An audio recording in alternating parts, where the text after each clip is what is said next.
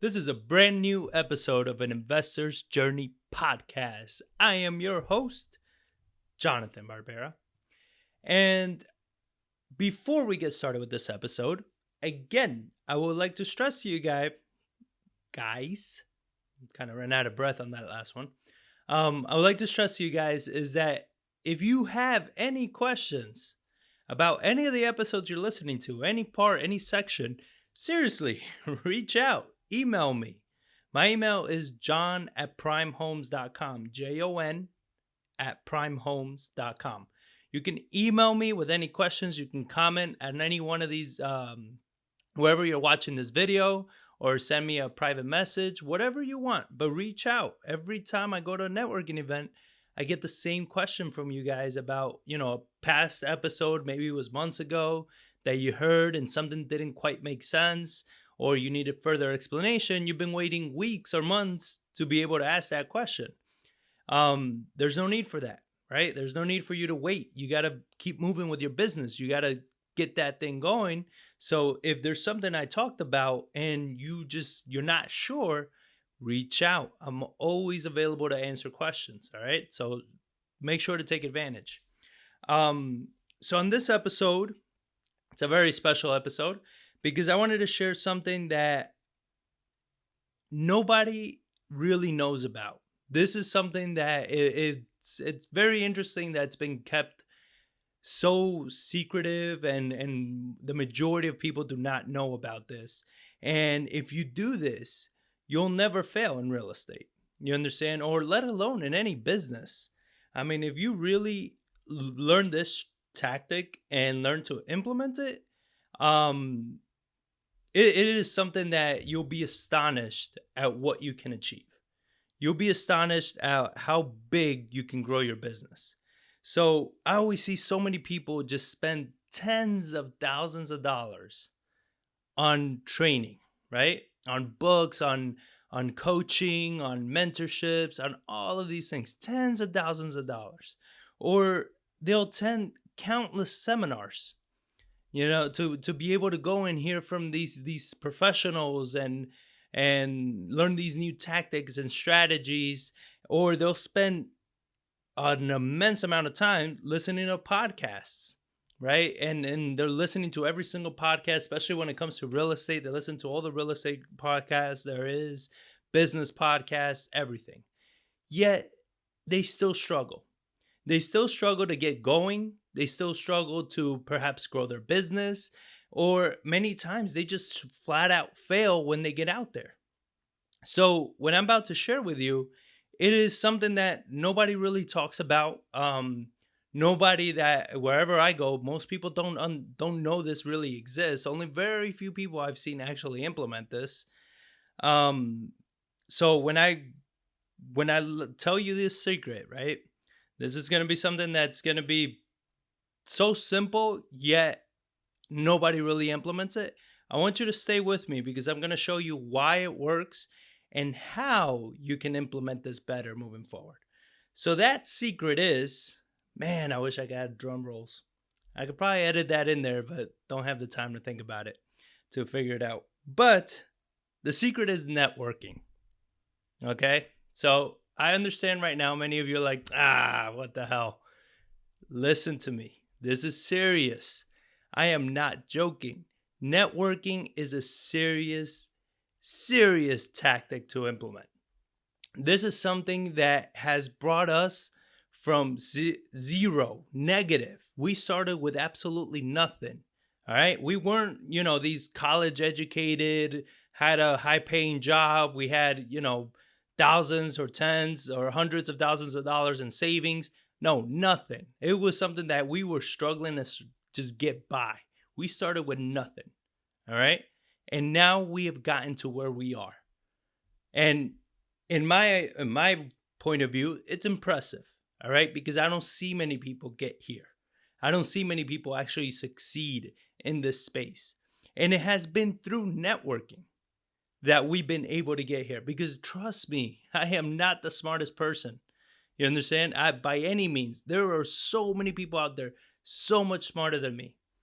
But the one thing that I have that most of those people don't have is the ability to network and take action on who I'm networking with. That alone has helped us get to this level. All right. And it keeps helping us grow further and further, easier and easier. So why is this important? I'm part of a mastermind with an owner of a brokerage here in Texas, and we were having breakfast last weekend, and he asked me, but what are you guys preparing? What are you guys doing to prepare if the market crashes, right? Because he has been in real estate during the last market crash. And during that last market crash, he got caught with a couple flips and stuff, and he's like, it was tough. He says, it happened. It was very quick. We were in the middle of rehabs. He's like, luckily he was able to get out of those flips, but it was hard. Like he could have definitely had a lot more struggle, if he wasn't as good as he is on the investing side. But he asked us, he's like, what are you doing to prepare? And I was like, well, I don't know. I was like, we're doing our thing, right? Where we have reserves and all of that. And we keep a close eye on the market to try to see if there's any shifts or anything going on. But other than that, I was like, just keep growing my network. And then he says, I was like, I'm sure in a down market, owner finance is going to become a great strategy. And he says, well, why don't you try to do one or two now so you can kind of develop the systems? And I tell him, I was like, well, you're one of the people that I know that knows this very, very well, how to do owner finance. And he's like, yeah. I was like, so I'll just partner with you. He's like, well, yeah, that's true. So that is literally my answer to anything, is that I don't need to waste time right now putting in systems on things that may or may not happen now or 10 years from now. We just don't know, right? So I don't care to put those systems in place. What I do put in place is networking, because the deeper my network goes, right? And the more influential my network is of people that really know what they're doing and how to do this, the less I'm going to struggle, because I know my success depends on me and I'm going to do whatever I need to do to succeed, right? So if the market tanks and owner finance become a thing, I'm going to go straight to that guy and I'm going to tell him, hey, what do you need? What kind of properties you look for? I look for this, this, and this. I'm going to use all my resources, all the people I know. I'm going to get out there and I'm going to start finding those properties. I'm going to bring them right back to him and partner with him so he can teach me how to do it. You understand? And then we either build a partnership or I learn enough where I do it on my own. And guess what? There goes the crisis, right? I learned the strategy during the down market, the same like short sales, the same like anything. All because of my network being as strong as it is. So that is by far one of the best whys of doing this. Another thing to keep in mind is growth, right? We've done everything. Every time we grow, we're doing something new. We don't grow because we keep doing the same thing and it just magically makes more money. It's because we're trying new things. We're taking on new strategies, riskier deals, or jumping over into, like before we were wholesalers. Then we hopped over into fix and flips. Then we went into buy and holds. And now we're trying to get into new builds. Every time we step into a new area, we tap into our network. Who's the best person we know in this? Who's a person that knows how to get this part done? Who's a person that has experience in this area? And we tap into that network and we partner with those people and we learn from those people and we bring them deals so they can teach us. You understand? That's exactly how we got into this point. And right now we want to grow our new build division in our company. And we're looking for people that know how to do the construction side very well so we can partner with them. So we can figure out, all right, what's this, like the permitting part and all this stuff. It tends to be very complicated. We're doing a few new builds right now, and those parts are kicking our ass. You understand? Because you go to the city, they tell you one thing, and then when you go back, it's something else. So being with somebody that's already been through this, they can tell you, yeah, the city's going to say this, but this is really what they want. Or they're going to ask you for this, but this is how you present it. So partnering with people that know that helps us tremendously, right? So that's how we do every time we want to grow to that next level. And if we ever decide to go into multifamily, which we might, is just going to be in a different market. This market makes no sense for it. But if we ever decide to go into multifamily, I'm going to reach out to people that are in multifamily successfully. And then I'm going to bring them deals. I'm going to bring them a ton of value. So then I can grow that part of the business into multifamily. I hope this is making sense.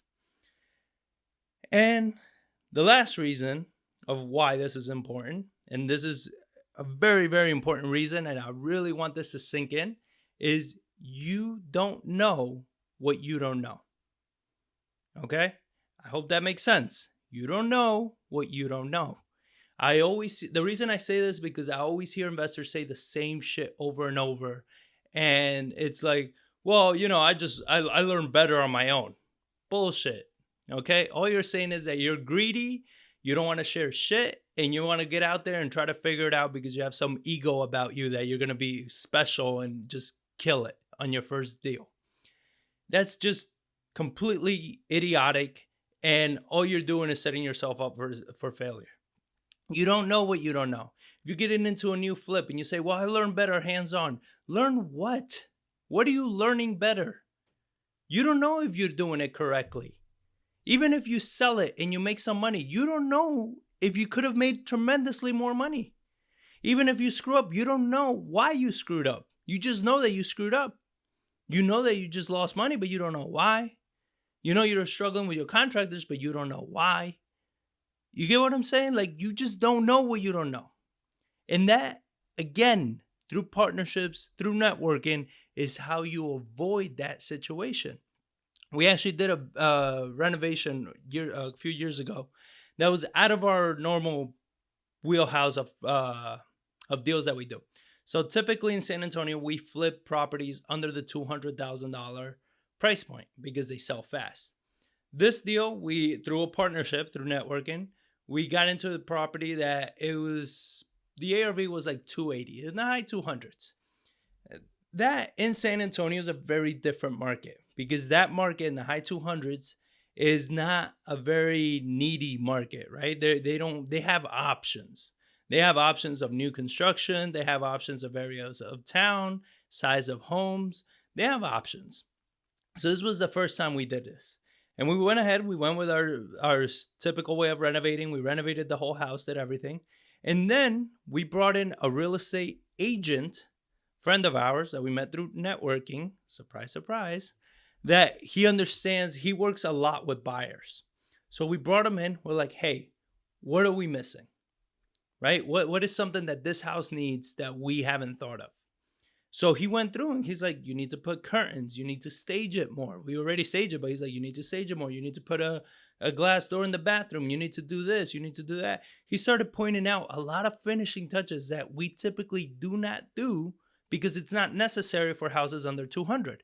But he says any house over 250, it is, because that is the little extra detail that's going to sell the house. And we put this house on the market in December during the holidays. And even he was skeptical about this house selling. And we sold it within a month. We priced it at 280. We got 277 for it. You get what I'm saying? Like, through our network, we were able to do all those right things and avoid the house sitting on the market longer. Avoid turning away buyers that when they come look at it, it's just not that little bit more that they would want to see. You understand? So again, those are the whys. Those are the reasons why networking is important. Now, I want to cover the hows, right? How to network, because this is probably what I think is the majority of the reasons why most of you are not doing it. You just don't know. You're awkward as shit. You're nervous. You're scared. You don't know what you're going to say. So you go to these networking events and you're like, crap, I don't know what I'm going to do. So I wanted to cover how you do it. First things first is, before you go into the event, why are you even there? All right. Ask yourself this. Why am I here? Why am I at this event? And maybe there's a speaker you want to hear, but that cannot be your number one reason, because guess what? Strategies, you can find them on YouTube all day long. They're not hard to find. Okay. There is nothing new under the sun in real estate. All right. There's just somebody that can explain it differently for you. So it's not the strategy so much.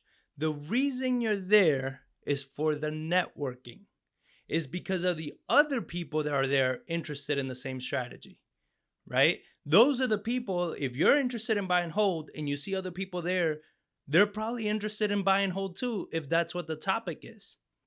So you want to network with those people because you might have people in there that are very savvy in the buy and hold space and they can become partners or maybe even mentors for you as you proceed in that strategy or with that tactic. So networking is why you are there. All right. And you got to just reaffirm yourself. This is why I'm here. Now, I want to get, I put a book, I have so many books in my queue on Amazon, but there's one that talks about having an alter ego. Maybe you need to develop one. So, Kobe Bryant had an alter ego, Beyonce had an alter ego. And a lot of people, when they started, they needed that alter ego. They needed to be able to step into this other personality and say, that's it. I'm not this nervous, scared person anymore. I'm this person. I'm confident. I'm out there. This is who they're meeting because they don't know you. They don't know how you really are. Only you do. So if you're worried that they're going to judge you, how? How are they going to judge you? They don't know you, right? So all they can judge is what you put forward. So if you put confidence and you go out there and you just own it, that's all they can judge. Is that your person that's confident comes out and does their thing. You understand? So you can kind of maybe use that to your advantage and create an alter ego. You understand? You become a different person. I personally, I'm not a fan of events, of crowds, of a lot of people. I tend to get, very drained from these events. I'm the kind of person that prefers to be home. I'm a home person. I don't like parties. I don't like clubs. I don't like crowds. I like being home, right? I like my space, my safe space. So every time I go to an event, I got to step into a different person. I got to become somebody else that goes there and is not afraid of crowds. It's not afraid to step forward. And even when I give talks, I'm still nervous as hell when I get up there and give a talk. Even though I know what I'm talking about, I'm still nervous. I'm still scared when I go up there. But I need to shift that and just step forward and just go in, right? And put that personality forward of that confidence. So ask yourself, why am I here? And then who do I need to be for this to succeed, right? For me to have it easier when I get out there. And then you got to remember, you got to be assertive, okay? Don't just wait for people to come up to you, all right? This is something that, so I became the vice president of the Alamo RIA, and I go to these networking events, right? So the Alamo RIA essentially kicks off at like around 6:30. That's when the main speaker, the president of the Alamo, goes up there and starts talking about the agendas and all this. But from 5:30 to 6:30 is networking. That's an hour of networking. All right? It's people arriving, getting some food, and networking and all this. All I see is people getting food, going to their chair and sitting down and eating and keeping their head down. Right? That's it. That is a waste of time. Are you really there for a freaking meal? Come on. Did you really go there because you were really hungry? You really need that meal because you're not going to eat for another week. You get what I'm saying? Like, you're not there for the meal. Put the freaking fork down. Stop it. All right? You're not there to eat. You're not there to drink. You're there to network. All right? I understand that this may be upsetting some of you and, or makes you nervous, but don't be. I'm going to show you what to ask. All right? But for right now, again, why are you there? You're there to network. Why are you sitting on your ass eating a plate of food? When you can be out there networking, talking to people, meeting people that will blow your minds on what the things that they know and the ability that you can have by partnering with these people and by working with them. All right? So you got to be assertive. You got to go out there. You got to get in there and you got to start talking to people. So what do you ask? That's primarily like, how do you start the conversation? What's the first thing you do? What I recommend is using the context of the event to your advantage. All right. So when you first walk in and you meet some and you see somebody, ask them, "How did you hear about this?" Right? Just say, "Hi." Obviously introduce yourself. "Hi, I'm John. Just how did you hear about this event?" And then see what they answer. And then, okay, so what is it that made you decide to come here? What made you want to come to this event? And then what you're doing is having them talk about themselves. People love to talk about themselves. So all this is doing is building your confidence up because you don't have to say much. You're damn near interrogating them, right? So you're asking them questions, letting them give you stuff, and all while you start building this up, all this confidence up.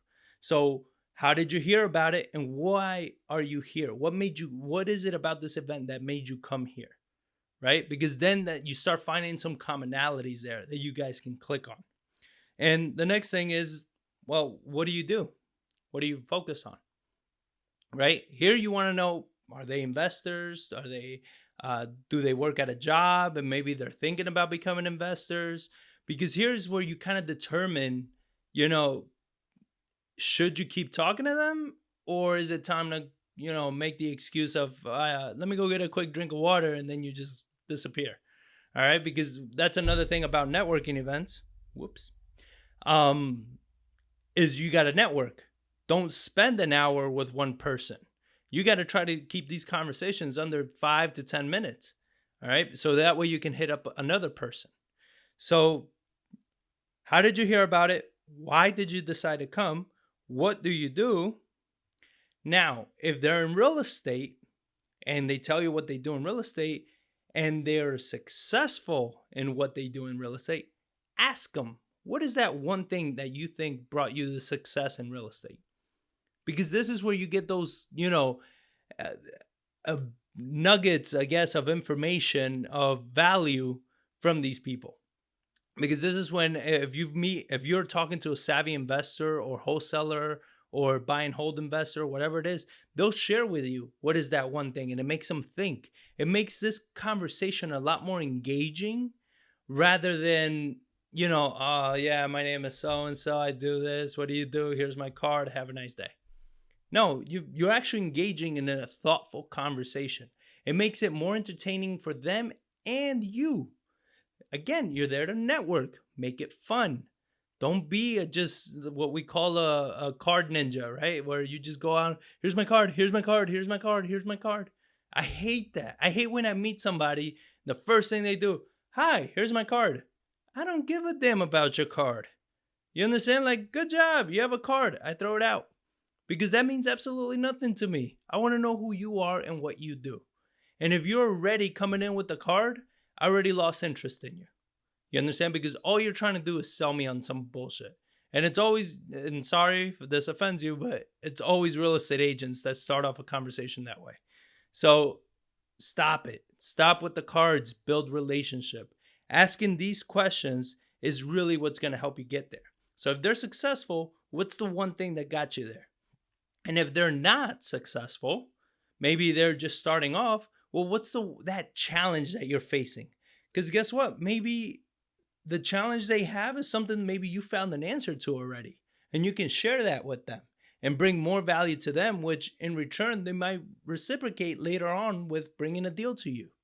Or maybe you two share the same challenge, right? Maybe both of you are having the same issue. And then you say, well, let's see if we can figure this out, right? Let's go network and see if you come across somebody that, can help you with this and let me know. And I'll do the same thing. Right? Now you made a friend. And within this fight of becoming successful, now you have a friend that has the same and shares the same challenges you do. All right? So that's really helpful and very successful. It really works. Now, the next question I get is, all right, but what do you do if there's like a group of people and you want to get in there? All right? The best thing you can do is go into the group, pick somebody out, and then stand really close to them and just look at them. Don't even blink. Just stare at them right into their eyes. All right? And I'm absolutely joking. Do not do that. You're going to weird people out and they're probably going to kick you out of the event. That was a joke. Don't do that. All right, but just come up to that group, just stand in there. Keep in mind, everybody there is there, or at least should be there, to network. All right, so nobody's gonna be like, "The hell's this person want?" You understand? Like, everybody's there to network. So nobody's gonna be thinking that you're the only one making all these scenarios in your head of them thinking all these weird shit. Nobody's thinking that. All right, it's just you. Everybody there knows everybody's there to network. So you go into that group and try to wait for a more natural pause, right? There's a lot of times when the conversation's going back and forth, going back and forth. And a lot of times, my experience has been that somebody in that group will bring you into the conversation when they see you just standing there. All right. They'll automatically just rope you right into the conversation and you kind of just pick up with them. But if that does not happen, wait for a natural break in the conversation and just ask, how do you guys all know each other? That's it. How do you guys all know each other? Oh, well, actually, we just met. I'm this, I'm that. And they start introducing themselves. Then you introduce yourself. That's it. You're in the conversation now. You're in that little group. Now you start talking to them, start engaging with them, right? You see what each of them do, and you go back through these questions. What made you guys come here? You understand what's made you successful, or what's your challenge? And get them really getting that conversation going. Trust me, I've done this at networking events, and the groups that form and the quality of conversations we have is so much better. And then what happens is that more business comes out of it because they remember you. You were the person that actually asked good questions, and they will remember that. All right. So use these questions. They really work. I know it's simple, and that is the point. That is everything in life that brings success is actually very simple. We just find ways of overcomplicating it. We find ways of making it that much harder to implement, so it just becomes a nightmare to do. But it's really not. It's not that hard. It's simple. You just have to take action on it. You have to have that confidence, get in there, and just know that you're there to network. So is everybody else. So get out there and talk to people. Don't talk to people you already know. All right? Even if there's somebody there that you already know and you really want to talk to, schedule a lunch, a coffee, a drink, whatever. Meet them outside of this. This is a chance for you to meet new people, not the people you already know. I hate going to networking events and talking to people I know. You understand? I get it. This is a lot of times the only time that they can come up to me or ask questions or talk to me about certain things. And I get it. And I try to make some time to do that. But my goal is also selfish. I want to network. I want to meet new people. I want to know who else is out there doing stuff that I knew nothing about. You understand? So I want to know that. And that is the point. So we covered why, we covered how. Now we're going to cover where to network. The best places to go are probably your local RIAs, your real estate investment associations. So in San Antonio, the best one is the Alamo because it's not guru led. That means that the person on the front or whoever, the organization that's putting this event together is not trying to push coaching down your throat, which is the only reason they do that, right? The only reason they hold that event. The whole point of the Alamo is to educate the community and to set a new standard for investors. So you want to join a community like that because then the people you network with have a higher standard and you're less likely of being screwed over or taken advantage of. So look for things like that. If you have multiple RIAs in your city, most RIAs, they do the first time free. So go to each one, check them out, and then see which one do you like the best and make the investment of becoming a member there. Join that local RIA. Become a member. Because once you become a member, it opens up your doors to more conversations with other members. And a lot of RIAs, they do member-only events and stuff like that you want to be a part of, right? So pick one, join it, become a member. That's how you really get value.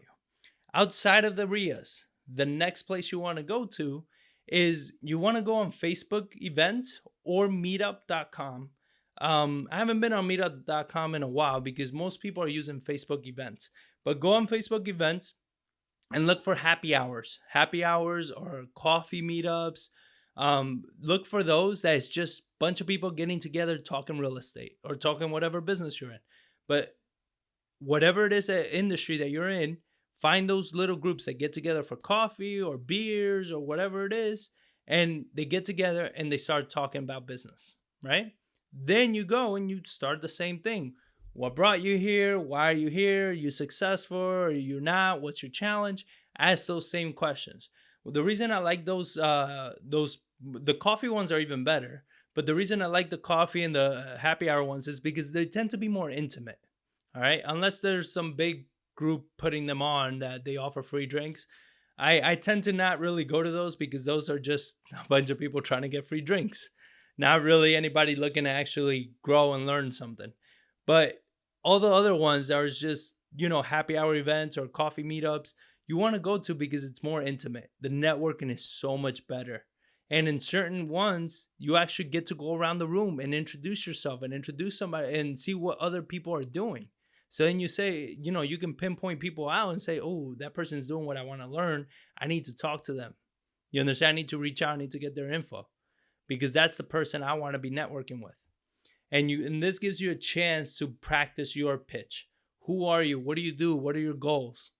Right? When you share that with people, that's how people are going to automatically put that in their head and say, okay, I got to reach out to this person next time I have this, right? Because they want to learn, or maybe I can reach out because I can help them. You'd be surprised at how many people actually want to help in this business or really in any business. Like most people actually like helping. So you would be surprised. You want to get out there, you want to network, you want to meet these people. So that's pretty much it. I mean, that is truly the secret. I am not kidding you. If you do not believe me, go to the next networking event and see how many people are actually standing on the sidelines, not doing a damn thing, and then see how many people are talking to people they already know, to their own friends, and they're having a talk about a blast, talking about basketball or whatever dumb shit they're talking about, instead of taking advantage and talking to people about the topic that you're there to talk about. So be smart, take advantage of this, really kick it into overdrive. And then if there's any other questions you're having about this, please reach out. If there's anything that's holding you back from taking that step, reach out and we can talk it out. We can see how we can get you to break through that and get out there and do this. So I hope you guys enjoy this. Leave me a comment, leave me a review. Reviews are awesome. If you guys can take the 30 seconds to do so, they're really good. They really help.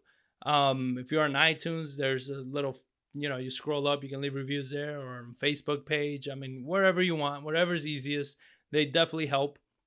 And I just appreciate you guys listening. And again, if you have any questions on future topics, shoot me a message. Let me know what you want to hear about, and we'll make sure to cover it. So thanks again for listening, and I'll catch you guys on the next one.